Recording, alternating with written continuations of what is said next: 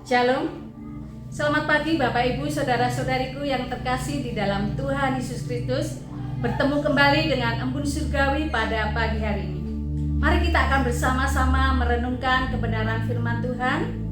Namun sebelumnya kita berdoa terlebih dahulu. Mari kita berdoa.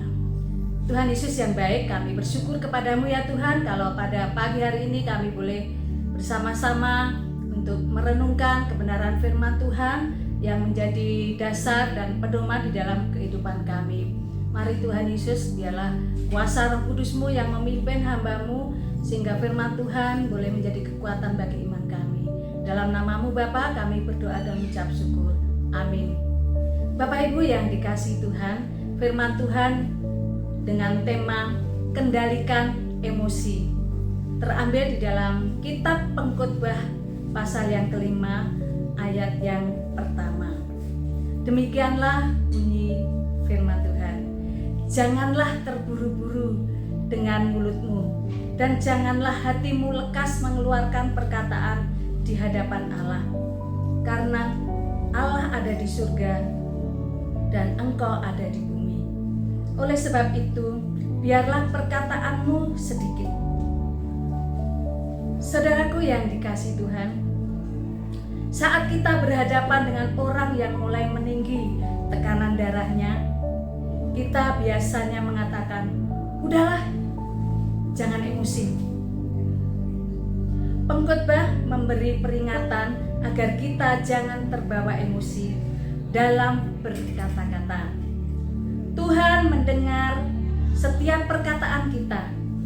Lebih baik berkata-kata sedikit tapi bijak, daripada berkata-kata banyak tapi kosong atau asal bunyi. Saudaraku yang dikasihi Tuhan, emosi sangat penting dalam kehidupan kita. Namun emosi sama seperti pikiran harus dikendalikan. Seorang psikolog bernama Carmen Hara memberikan saran bagaimana mengendalikan emosi. Yang pertama, jangan cepat-cepat bereaksi. Sebelum bereaksi dengan emosional, tariklah nafas dalam-dalam. Tenangkan diri dari dorongan ingin meledak-ledak. Terus bernafas sampai 5 menit. Yang kedua, bagaimana mengendalikan emosi, yaitu dengan meminta hikmat Tuhan. Memiliki iman yang kuat adalah pengarah yang menyelamatkan. Pada saat kita berada pada situasi paling gelap, ketika percaya pada kuasa Tuhan, kita percaya pada intervensinya, mintalah Tuhan menunjukkan jalan yang terbaik. Yang ketiga, cari jalan pelampiasan yang sehat. Emosi jangan dibiarkan terkurung. Kita perlu melepaskan emosi dengan cara yang sehat. Misalnya dengan telepon teman, temui teman, juga seseorang yang kita percaya, dan ceritakan apa yang terjadi.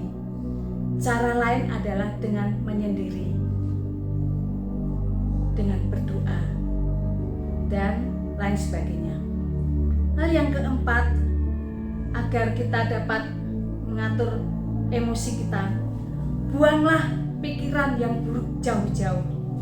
Ketika dihadapkan dengan emosi negatif, maka kita harus buang keluar hal itu cepat-cepat dan ganti dengan pikiran positif. Yang kelima, memaafkan dan mengampuni orang atau hal yang membuat kita emosi. Saat mengampuni, menjauhkan diri dari kesalahan, kemarahan, dan iri hati. Anda juga sedang melepaskan diri dari perasaan buruk yang melekat pada diri kita sendiri. Mari, Bapak Ibu Saudara-saudariku yang terkasih, kita belajar untuk mengendalikan emosi. Saat terpancing ke dalam situasi yang menaikkan emosi, yang paling utama adalah meminta hikmat dari Tuhan. Meminta hikmat dari Tuhan Yesus supaya kita bisa berkata-kata dengan bijak. Amsal 21 ayat yang ke-23 dikatakan, siapa memelihara mulut dan lidahnya, memelihara diri daripada kesukaran. Mari kita berdoa. Terima kasih Tuhan untuk kasih sayang Tuhan. Biarlah melalui firman Tuhan ini kami diingatkan untuk dapat mengendalikan emosi kami ya Tuhan, yang berdasarkan pada pimpinan kuasa Roh Kudus-Mu. Kami dapat melakukan hal-hal yang positif untuk kami mengatasi emosi yang tidak berkenan di hadapan Tuhan. Terima kasih Tuhan Yesus, kami berdoa dan mengucap syukur. Amin. Tuhan Yesus memberkati. Shalom.